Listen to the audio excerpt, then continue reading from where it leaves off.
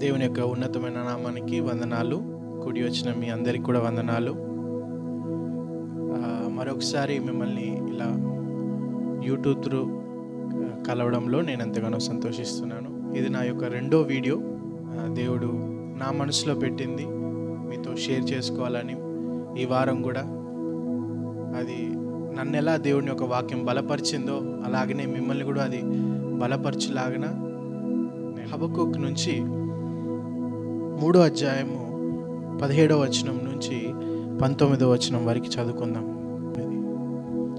అంజూరపు చెట్టు పోయకుండినను, ద్రాక్ష చెట్లు ఫలింపకపోయినను, ఒలీవ చెట్లు కాపు లేకయుండినను, చేనిలోని పైరు పంటకు రాకపోయినను, గొర్రెలు దొడ్డిలో లేకపోయినను, సాలలో పశువులు లేకపోయినను, నేను యెహోవా యందు ఆనందించెదను.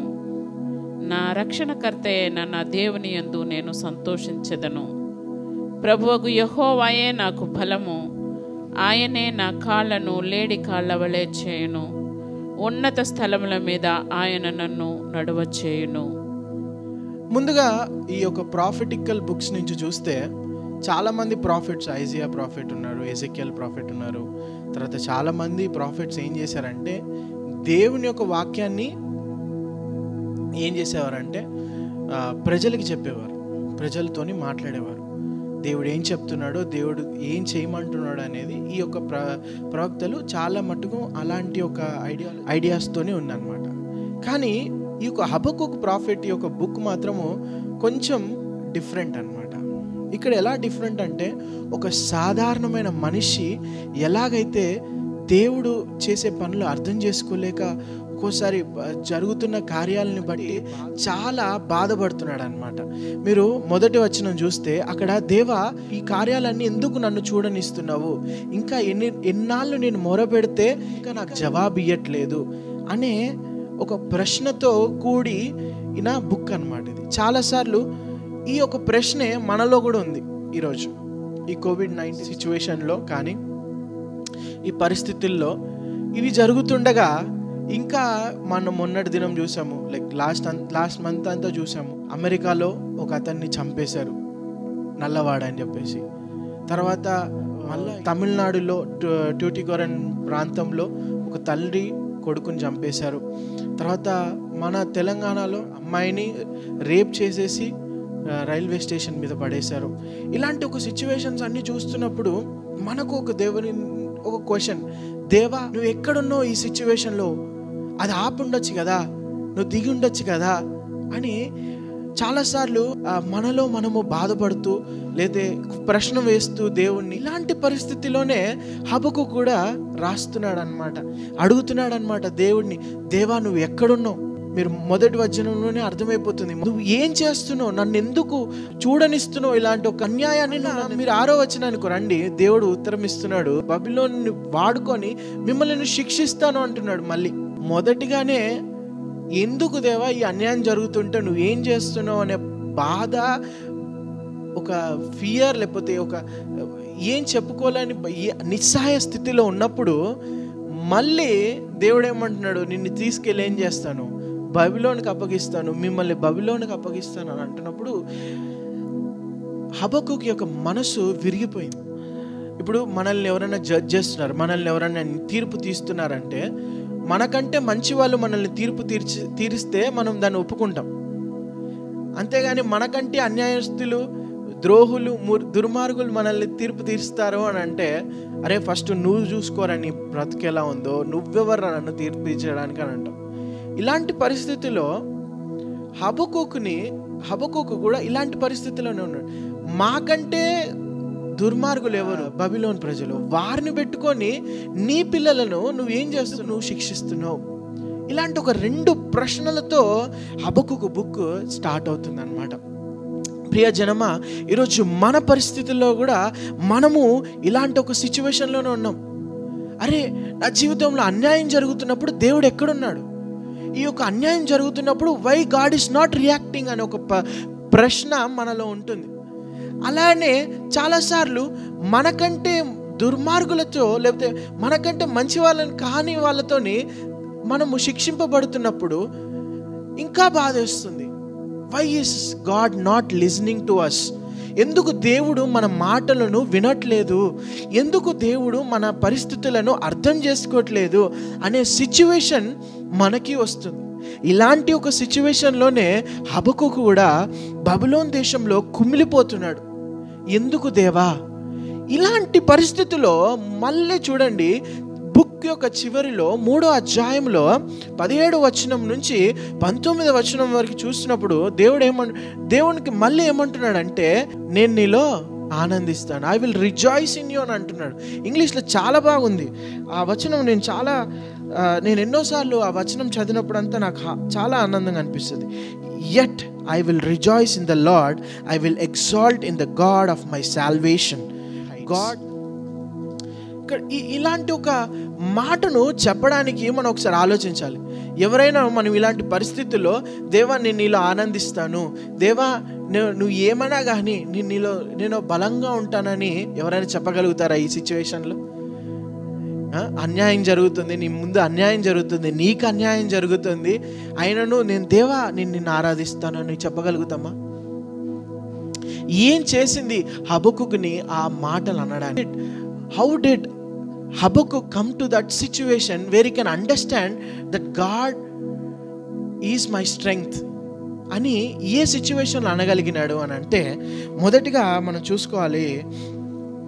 మీరు 5వ వచనం ఒకసారి చదివితే, మొదటి అధ్యాయము 5వ వచనం ఒకసారి చదవండి. అన్ని జనులలో జరుగునది చూడుడి, ఆలోచించుడి, కేవలము విస్మయమునందుడి. మీ దినములలో నేనొక కార్యము జరిగింతును, అలాగు జరుగునని ఒకడు మీకు తెలిపినను మీరు అతని నమ్మకయందురు. హల్లెలూయా. 5వ వచనం ఏమేమంటుందంటే, మీ కాలములలో నేను ఒక సిచ్యువేషన్, ఒక పనిని చేస్తాను, అది మీకు చెప్పినా కూడా ఏమవుతుందంట, మీరు దాన్ని అర్థం చేసుకోలేరు అని అంటున్నాడు. దేవుడు ఆ మాట అన్నప్పుడు నేను అనుకుంటాను, ఈ మాటను బట్టే హబక్కూక్ ట్రాన్స్ఫార్మ్ అయ్యాడు అనుకుంటాను. ఎందుకంటే sometimes we don't understand God, ఎందుకు దేవుడు ఇలాంటి ఒక సిచ్యువేషన్ని మన జీవితంలో పెట్టాడు అనే సిచ్యువేషన్ని మనం చాలాసార్లు అర్థం చేసుకోలేని పరిస్థితిలో ఉంటాం.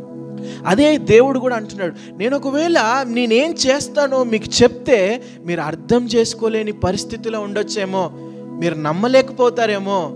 అంటే God wants to do a work in your place. లేదా ఆయన నీ యొక్క స్థితిగతులను ఎలా మారుస్తాను అనేది చెప్తే నువ్వు అర్థం చేసుకోలేవో.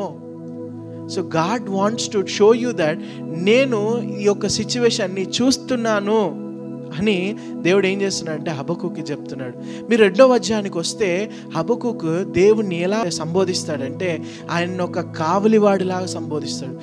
ప్రియ సంగమా, ప్రియ జనులారా, ఎవరైతే ఈరోజు చూస్తున్నారో, ఒకవేళ నీ పరిస్థితి నువ్వు అనుకోవచ్చు, అన్యాయంగా నా జీవితం ఇలా అయిపోయిందే, నేను చేయని తప్పుకంతా నేను అనుభవిస్తున్నానే పాపాన్ని ఈరోజు, లేదా బాధలు నేను అనుభవిస్తున్నానని నువ్వు అనుకోవచ్చు.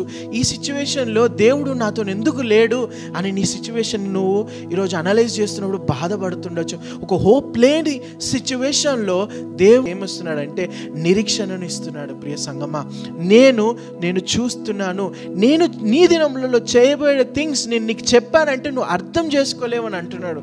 That we cannot understand God, నా ఆలోచనలు నీ ఆలోచనలు కావు అని అంటున్నాడు ఈరోజు దేవుడు. మనం చాలాసార్లు దేవా ఇలా చేయి అలా చేయి అని చాలాసార్లు అనుకుంటుంటాం. No, God has a plan and purpose in your life. God knows what he want to give you. దేవునికి తెలుసు నీకు ఏ సమయం ముందు ఎలా ఆన్సర్ ఇవ్వాలనేది దేవునికి తెలుసు.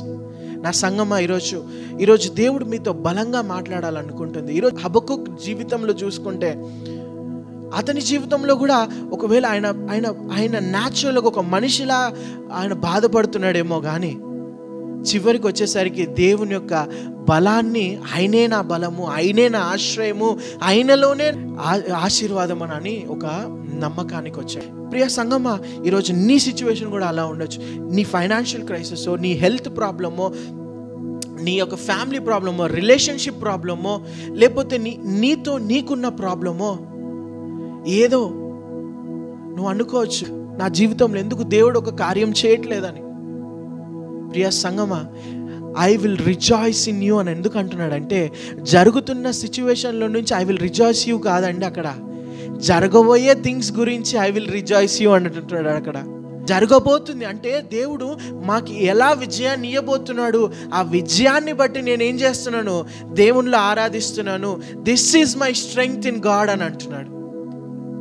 ప్రియ సంగమా, ప్రియ, ఈరోజు మీలో ఎవరైనా ఇలాంటి ఒక బాధల్లో ఉంటే, కష్టాల్లో ఉంటే, హ్యావ్ ఫెయిత్. ఆయన మీ జీవితాల్లో మీరు అనుకోని విధంగా మిమ్మల్ని ఆశీర్వదించడానికి ఆయన సిద్ధంగా ఉన్నాడు. Let us close our eyes, look to the lord.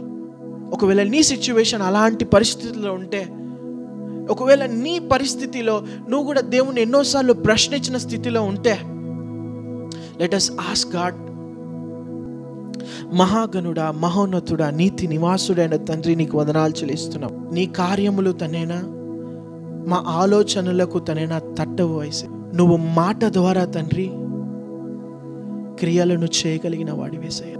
ఈరోజు ఎవరైతే ఈ యొక్క యూట్యూబ్ ఛానల్ త్రూ తనైనా రాజా వీటిని వీక్షిస్తున్నారో, తనైనా నీ మాటలు వింటున్నారో తనైనా రాజా, వారి యొక్క మనస్సులను నువ్వు ఎరిగిన వాడివయ్యా, వారి యొక్క హృదయాలను నువ్వు ఎరిగిన వాడివయ్యా.